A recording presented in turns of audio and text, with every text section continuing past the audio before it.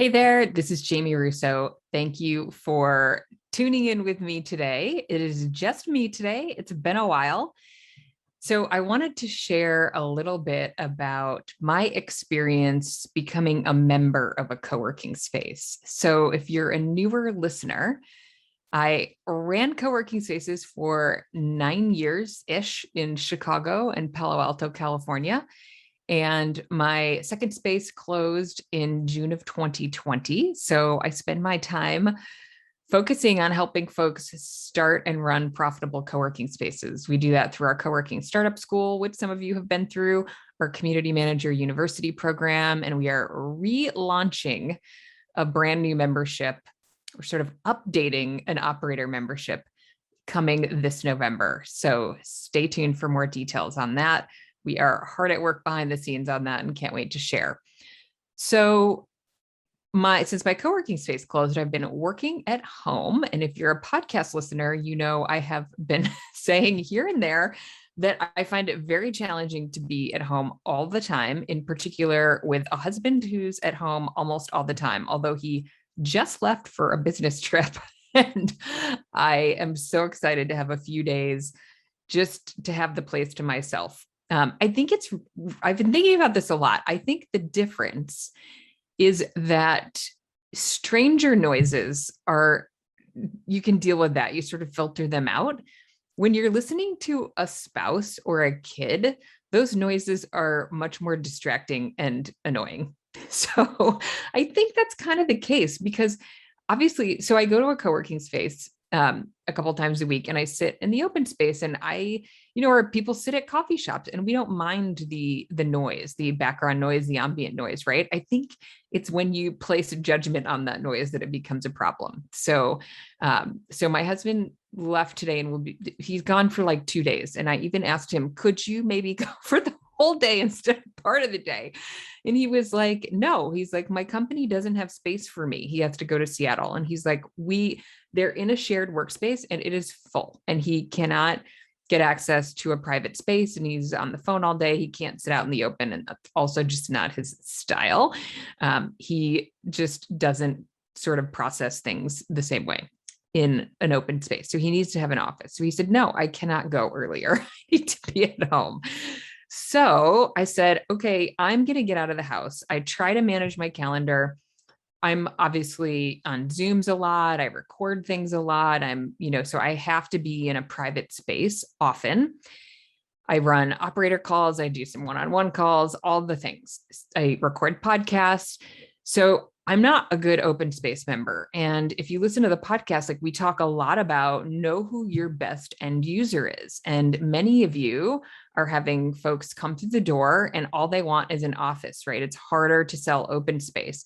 And that's because people need private space. So we see a lot of experimentation around that. I personally absolutely love the co-working plus access to a private office membership.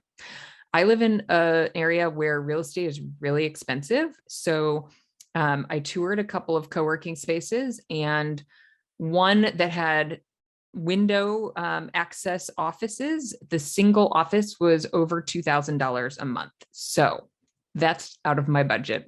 I decided I will work at home. I have an office at home with a nice window. And I will go to the co-working space on the days when I don't have meetings. So I want to start with sort of the tour process because I kind of dove into some details there. And I'm trying to think through I feel like this is a good shareable experience. But I want it to not just be sort of my rant on my, experience joining a space that I'm frankly not at all in love with, and try to figure out what's useful to share with you. Because it's not often that we get into the mind of being a shopper, right? And even of our own space. And so I think it's important to tour other spaces, although it's really hard to do. I'm not necessarily saying shop other spaces in your market, but if you're on vacation or whatnot, I think it's a good experience to see how other people handle tours, handle the sales experience. For me, it was. So I should first say, I was actually looking for space. And so I didn't sort of out myself. I didn't say I work in the co-working industry because I think that's really distracting for people. Anyway, I didn't think a lot about it, but I didn't. So you should know that. So I just said, I have a consulting business, which is not how I refer to my business, but I thought for simplicity's sake, that's what I'll say. And I just lost my train of thought. So I didn't tell them who I was. I should say, if I come to tour your space, I will tell you. We toured. Kane Wilmot was in town from IQ Office Suites. He's been on the podcast before. He has locations across Canada. He was in town to do an Ironman, and we toured 5 locations in San Francisco last week. And we absolutely told every person we encountered who we were and why we were visiting. So we did not shop those spaces. So just so you know, I'm definitely a fan of outing yourself, but it can be interesting to sort of go through the experience when they don't know that you're in the biz. So I really wanted a place downtown near my town. So my actual town doesn't have any co-working spaces. I think that's because there's not a lot of commercial space and real estate is really, really expensive. So I'm just south of San Francisco. I'm not going to say the exact town that I'm looking in because I don't want to specify the location. So I was looking at a town nearby, about a 15-minute drive, which is totally fine. For me, it's almost the idea of like, okay, I've got this 15-minute drive. I can listen to podcasts. I can stop at the grocery store on my way home. Like when you work from home all the time, leaving your house to do even simple errands like grocery store and the bank feel like a lot of work. So I like the idea that it's just like in the flow. The parking, in that town is not bad. It's like 75 cents an hour. So, which is interesting. Real estate's really expensive, but I think the parking is really approachable. And the parking is right downtown. So it's close to everything. I wanted to be downtown. So if you're listening and you are, nearby, I specifically wanted a space that was downtown because I just miss my urban identity from living in Chicago. And now I live in, a really dense suburb, but I cannot walk to things. I cannot walk to a coffee shop. So my very favorite coffee shop and bakery is right downtown in this town. And so I just wanted to have that vibe and be able to walk around at lunchtime and do those things and feel like I'm part of the action. So that was my mindset. And that was how I was looking for a space. So there were 2 locations that met that criteria. One of them I pretty much wrote off completely, and the other one I had high hopes for. The other one has another location in a city nearby. So I put in a tour request and was called pretty quickly. I love the phone call, by the way. And my members have been telling me that they get really great tour conversions when they make phone calls to confirm tours. So I put in the request, I scheduled the time. Someone called me just to say, hey, what are you looking for? What can we help you with? They didn't ask a ton of questions, but I just said, I just want one office. And I did ask a question though. I'm pretty sure I asked it on the phone call because I wasn't sure the answer would be yes, but I said, look, I'm looking for an office and I want to be able to share it with my husband. So my dream scenario was that I would go there half the time and my husband would go there the other half of the time, and we could each be at home on our own on the other days. And he said, the salesperson I talked to said, absolutely fine. That's no problem. And that was a little bit of a surprise to me because I was looking for a 1-person office and just basically asking to do an office share. And I'm not sure that pre-COVID, that answer would have been yes by many of us, right? And now it's absolutely no problem. So perfectly pleasant experience. And I had high hopes for what I would encounter. So I had my tour set up. It's in my calendar. And then on the day of, I drove to the place. I couldn't remember at that point where he said to park because I remember asking, because at that point I wasn't sure where the parking garage was. And I know that he told me, but I couldn't remember. So that was like one of the first learning points is people just don't remember things. You need to tell them all the things and put it in writing. So I looked in my calendar invite for the tour and it was not there. So, which is, it is, is what it is. I was hoping it would be there. So if you have places for folks to park or have a suggestion, put it in the calendar invite because I think it's natural that people would go there to find the details. So I get to the building and it is still, they're not totally open yet, which I didn't really realize from my conversation, which would be fine, except I literally could not find the entrance. So I parked in a parking lot right next to the building, sort of hoping it was okay for me to park there. There were no signs, but I just took a guess. And because street parking is not that simple. So you either need to park in the parking garage or this parking lot that was adjacent to the building. So I couldn't find the entrance. So I finally had to ask the business located on the first floor, hi, I'm looking for this co-working space and I know it's here, but I cannot find the entrance. Can you tell me where to go? I had to interrupt someone doing her job and she was as nice as could be. And she said, oh, they just stopped using the construction elevator and the entrance is down at the end of the hall. And I was like, well, there are two people like sawing boards down there. She's like, well, that's where the elevator is. So I had to walk by like two guys like with a saw sawing something to get into the elevator. No signage anywhere at all whatsoever. So now I realize I don't actually know what floor I'm going to. So I look at my calendar invite and it said, whatever floor. So I go to that floor. That is not the lobby. There's no lobby on the floor that's in the calendar invite. So I go up and down this elevator trying to figure out where I'm going. Finally, somebody comes into the elevator and I ask, where is the lobby? At this point, I'm pretty frustrated because it took me 5 minutes to figure out how to get into the building. And now I can't find the actual lobby. And this to me should be not a time of frustration, but a time of like, oh my gosh, look how cute this is. Great signage. I'm so excited for my tour. I was not in that headspace.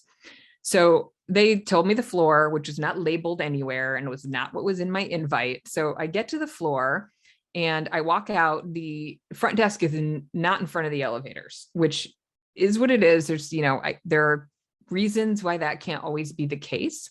So I walk over to the front desk and the community manager is on her phone, drinking an iced coffee and has no idea who I am. And when I say this, I'm sorry, I'm getting into a bit of a rant here. I suspect that if you are listening to this podcast, this is not you, right? You are not running this type of experience, but I will tell you, I didn't expect this out of this location either. And it was definitely my sense that the ownership who gave me my tour didn't think that this is how they were portraying themselves. And so I think it can be really good to give a hard look and maybe have someone shop you. Maybe ask a friend to shop you and be really honest, or like a half a friend, like an acquaintance who doesn't mind hurting your feelings. Shop you and tell you like, really and truly what their experience was. And so she didn't know who I was. And I thought, how many tours are you giving today? You can't know who I am. And it's, 3:00, like I'm in your calendar, right? So, I sit down and I wait for the tour guide to come give me a tour, which was not the woman at the front desk. The space is large, multiple floors. And so that it makes sense that they had, a tour manager and they're in like full sales mode trying to fill up the space. So the tour manager is part of the ownership team and did not ask me a single question for a good 10 minutes of our conversation. And so in our community manager university and as part of our startup school, we do tour training. And the tour training is very focused on getting to know the potential member, helping them feel like they're on a date, like you're very interested in them because you are, right? So I suspect if you are listening to this, you are very much aligned with the idea that you are trying to treat a potential member as if you're very interested in their work and in them personally, because you sincerely are. So I was kind of surprised at this approach. Hey, I just wanted to jump in really quickly before we continue with our discussion. If you're working on opening a co-working space, I want to invite you to join me for my free masterclass, 3 behind-the-scenes secrets to opening a co-working space. If you're working on opening a co-working space, I want to share the 3 decisions that I've seen successful operators make when they're creating their co-working business. The masterclass is totally free. It's about an hour. It includes some Q&A. If you'd like to join me, you can register at everythingcoworking.com/masterclass. If you already have a co-working space, I want to make sure you know about Community Manager University. Community Manager University is a training and development platform for community managers, and it can be for owner operators. It has content, training, resources, templates from day one to general manager. The platform includes mini courses that cover the major buckets of the community manager role, from community management, operations, sales and marketing, finance, and leadership. The content is laid out in a graduated learning path, so the community manager can identify what content is most relevant to them depending on their experience and kind of jump in from there. We provide a live brand new training every single month for the community manager group. We also host a live Q&A call every single month so that the community managers can work through any challenges that they're having or opportunities, get ideas from other community managers, build their own peer network. We also have a private Slack group for the group. So if you're interested in learning more, you can go to everythingcoworking.com/community manager. And the other thing I would say about the space that surprised me a little bit is that it was very, very office dense.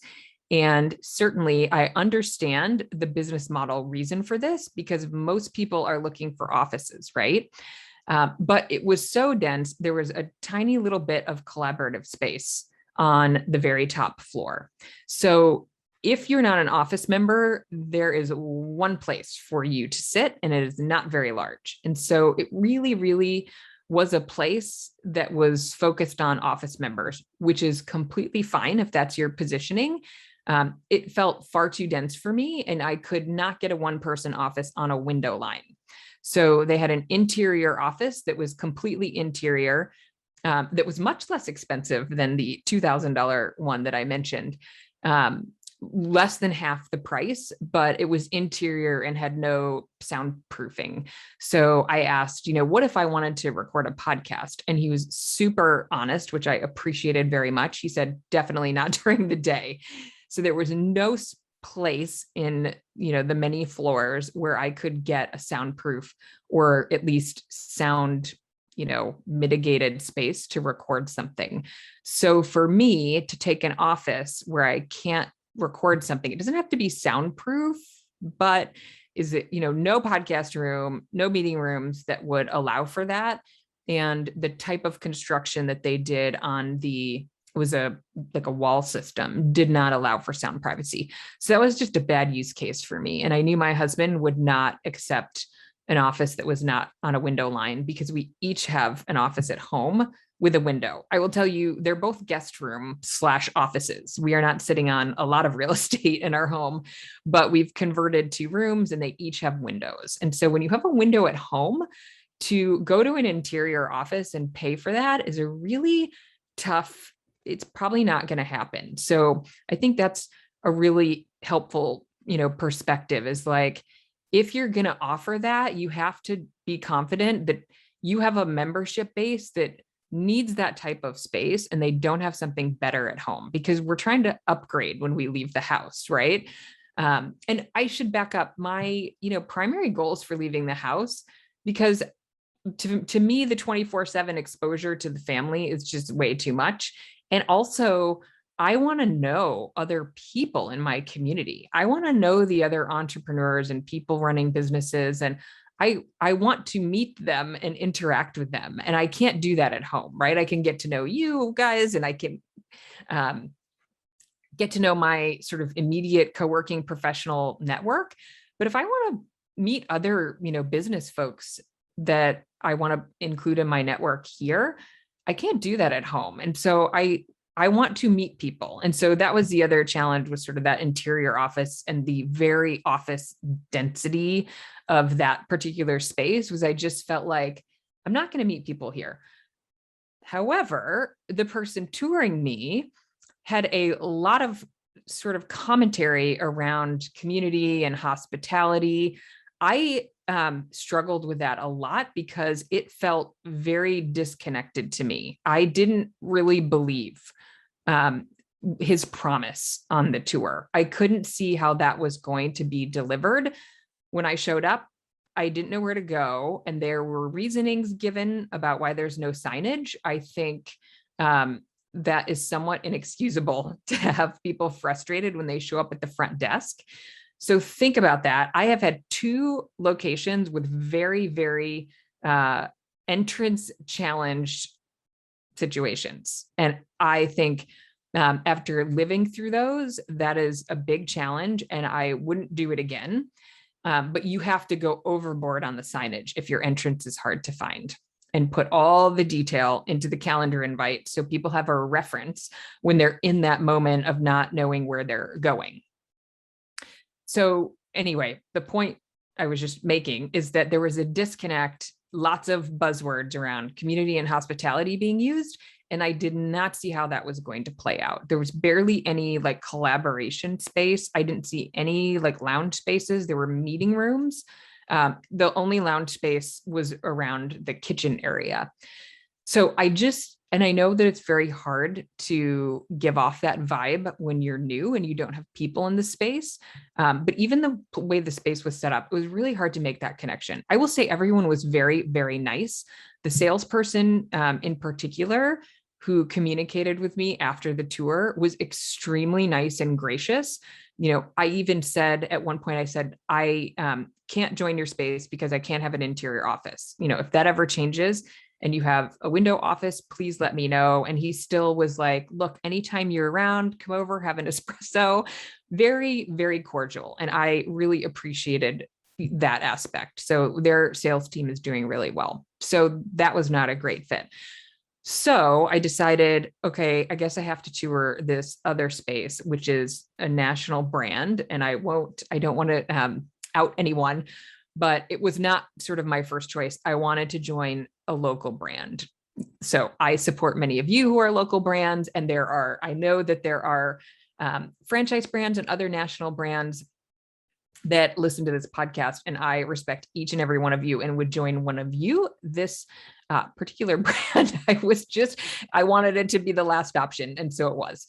So they're, again, right downtown, and they have this kind of awesome, hip looking, loungy first floor that's right at retail level.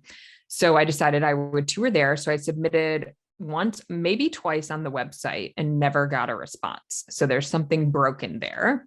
Because there was do you want to come in for a tour? And I think it was a free, a day pass to kind of hang out and experience the space. And I didn't get any response. So finally I called and I said, look, I, submitted this and I didn't get a response. Somebody answered my phone call right away, got me set up, but never sent me any confirmation email or calendar invite or anything. Just said, okay, come in, Monday at 9 a.m.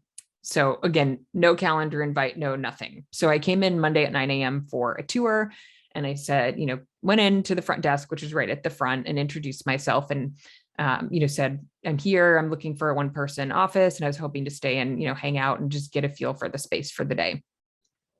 So the woman who gave me the tour asked me 2 questions on our entire tour. 2. One was, can I show you any other office sizes? The other one was, when would you like to start? She didn't ask me, where do I live? What do I do for work? Do I have any dogs? Nothing to get to know me personally. Not literally, she asked me those 2 questions. So, I felt like it wasn't a good cultural fit. And yet I really need to get out of the house. And they offer a 10-day pass.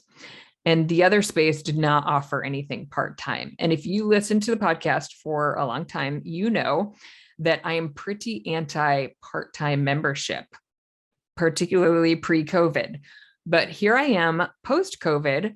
I need a place to work, and I can't, the office at this place is $2,000 a month on a window.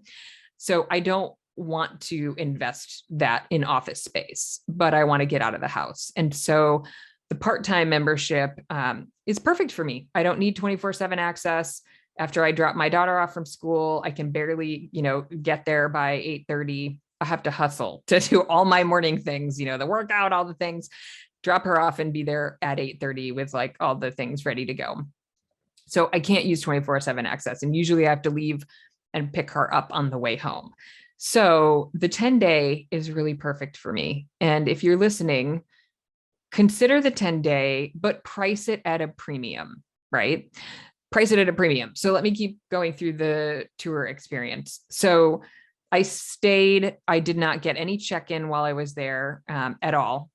I didn't meet any other members while I was there. The open space is pretty quiet. We are still actually on a indoor mask mandate in my county. So that may be prohibiting folks. I will tell you that the general vibe, everyone sits so far apart from each other that everybody takes their masks off while they're doing, Zoom. You can even do Zoom calls in that space out in the open. I think they have white noise. I cannot visually see it, but they must have white noise because you can do a Zoom call, somebody across the room. I can't, it's not distracting, which is kind of amazing. I still go into the phone room to take my calls because it's just so ingrained in what I do. So no check-in, no, nothing. She is clearly only responsible for the actual tour. The regional salesperson followed up with me either later that day or the next day and said, what would you like to do, office, et cetera. And I said, only the 10-day, please. And he sent me a contract right away and we got set up. So I did read that contract 17 times to make sure that it was a 30-day out clause if it wasn't a good fit for me. And it is a 30-day out clause. So I was comfortable enough to try it. So I've been going there and I will tell you, it is, I am avoiding the distractions at home, but it is very, very quiet. I would call it like sort of a soulless sort of culture. I haven't met anybody else. I'm pretty outgoing, but it is sort of weird to just introduce yourself to random people in a space because you have to pay for the coffee. There's no free coffee at all whatsoever. And I know if you're listening, you have free coffee. I understand the upgraded. I'm happy to pay for my cappuccino because I don't want that milk bill either, but it's all for pay in a machine where you put your debit card. And maybe it's because they have many coffee shops kind of nearby. I mentioned there's a coffee shop and bakery right next door, which I also don't love because I've now been eating way too many croissants, and they're the really big croissants, not the teeny little petite croissants. So that habit needs to get adjusted. So there's not even I'm getting coffee and I'm chatting with someone. For sure, no member event. So the woman who runs the space, I am going to stop calling her a community manager because she does not community manage. She must be more of an operations manager, and they simply don't have another role in the space. The space is 17,000 square feet and has, I think they said 70 offices. So all the offices are on the floors above the retail floor. The retail floor is all open space. And they have booths, which I love. Although the backs of the booths are so vertical that you cannot comfortably sit in one. You have to have a pillow behind you. So maybe that's just standard for booths, but I found that to be fairly interesting. So I will say a couple of other things that I've noticed about my experience. One, so I'm not meeting anybody, so that's not helping. And so if anybody wants to open an independent brand near me, please call. I'm hoping that will shift, and maybe as people go back more to the open space, then it'll be more normal for people to kind of introduce themselves. I will say, so here's a couple of things I've noticed. There's this not a small nook, but an alcove area on the way to the phone booths and the bathrooms. And it has a high top table that seats 5. So there is one guy who goes there. I mean, he's always there when I'm there, but I only go a couple times a week. He's always there. And so I kind of think he's made it his office. And if you have this problem, you should stop it right now because he's getting used to it. And he's also he's taking over the whole place because he does all his phone calls. It's he's just totally made it himself at home at a table that should seat 5 people, and it's only him. And I know we're still coming out of COVID, but that seems like totally inappropriate behavior to me. And it would be the community manager's job to stop that, to shut that down, but she does not. The phone rooms are painful. So there's no soundproofing at all whatsoever. So I don't even know why I feel like I have to go in one. Actually, it's like optics because there's a big gap at the bottom. I can hear the people outside of the phone booth, so I know they can hear me. And the table so there's a chair, a low chair, and a table in there. And the table is much lower than the chair. So I have to do this awkward, I'm always looking down into my camera, which is really awkward and it hurts my back. I hate those phone booths. So I understand because we design co-working spaces and help people make those decisions. We'll often joke and say, well, you don't want the phone booth to be too comfortable, right? We don't want people in there for 3 hours at a time. That should be managed with policy, right? Don't make your phone booth actually uncomfortable for people to use for a real phone call.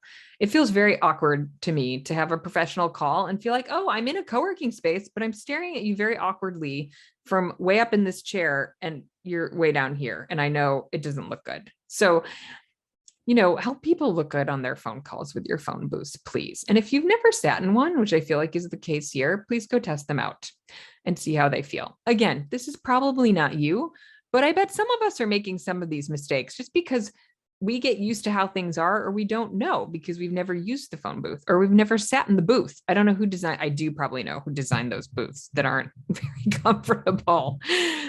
So one other thing I noticed about sort of the mindset of my membership, I have a 10-day membership. And for some reason, one day I was thinking about how I was going to not be able to do 2 days next week. And so I started doing the math in my head around, well, how many days am I actually using? 10 days a month? And I for sure was not.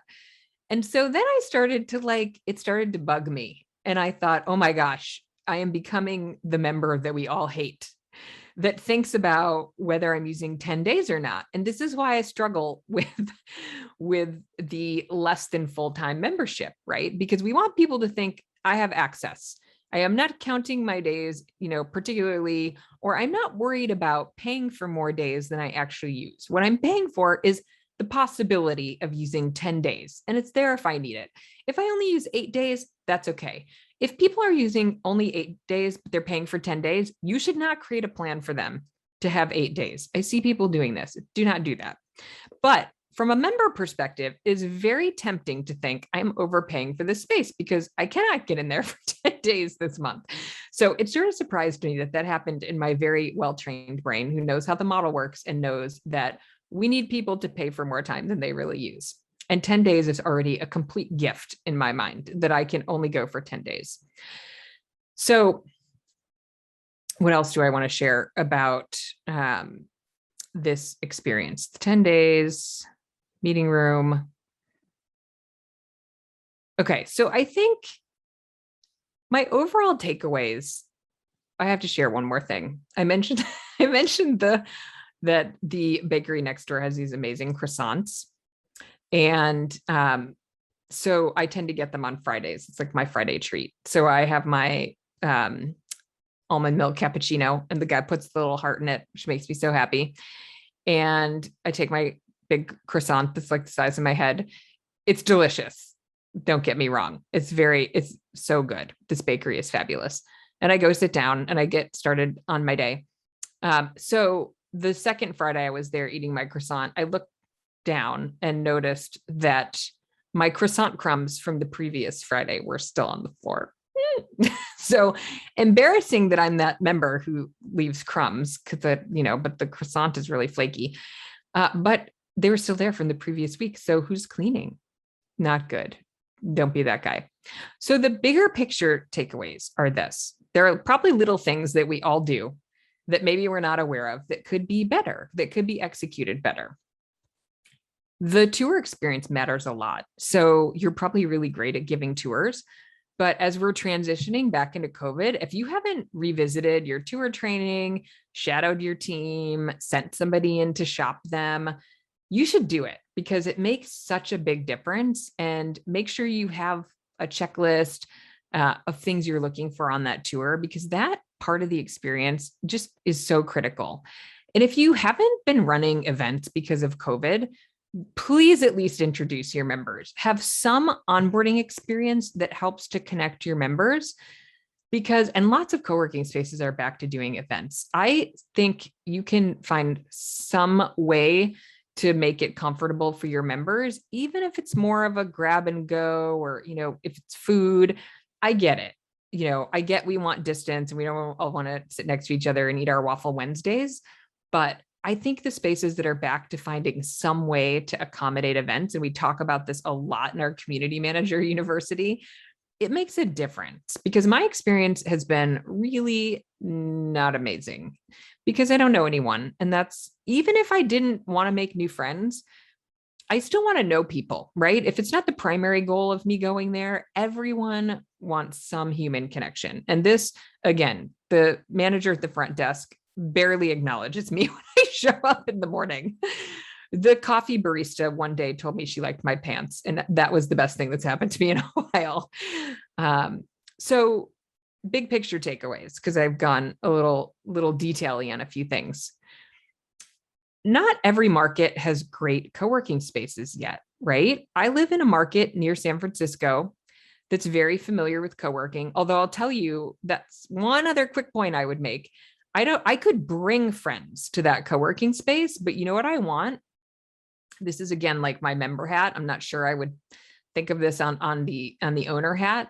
In my member hat, I would like the community manager, who's very social and attentive and connecting people, to give me a free 10-day pass, or even a free 5-day pass. How about a 5-day pass to give to my neighbors? Because if I invited my neighbors to come work at that space, on Mondays and Fridays with me, I think they would come and I think they would convert. But I already don't like the space. So to ask them to pay for something without experiencing it first, I don't know. But if they could come like on a Friday and we could get coffee and croissants and, we would do our own work. I'm not saying nobody's getting any work done, but I would love a way to introduce my neighbors who work for Facebook and all sorts of places. They're not going into the office, but they are in the same situation as I am. They need a place to be away from their family and from distractions, and they want some community too. So I would love a free day pass, or 5 for them, is what I would love, to get them introduced in the space. And it's really easy for me to invite them, because I'm not asking them to spend money to do something that I know I love, but they're not sure that they love yet. So just food for thought on that. Okay, so bigger picture. Not every market has great co-working yet. So if you feel like markets are overserved, they're just not, they're just not yet. And if you're a local brand, I just know you're not doing most of the things that I mentioned today. You're doing them better. If you're listening to this podcast, you're already invested in being a better operator or a better community manager.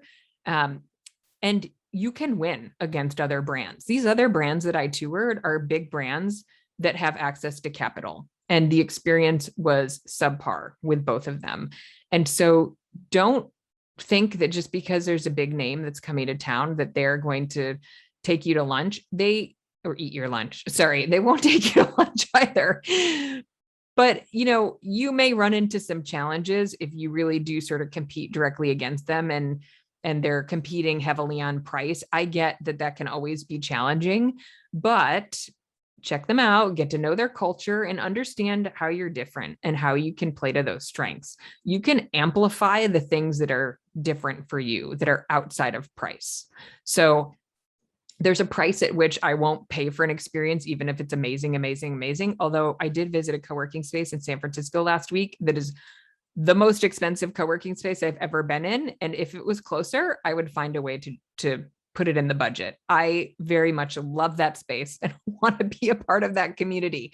So where there's a will, there is a way. But markets are not oversaturated yet. Most of them are just not.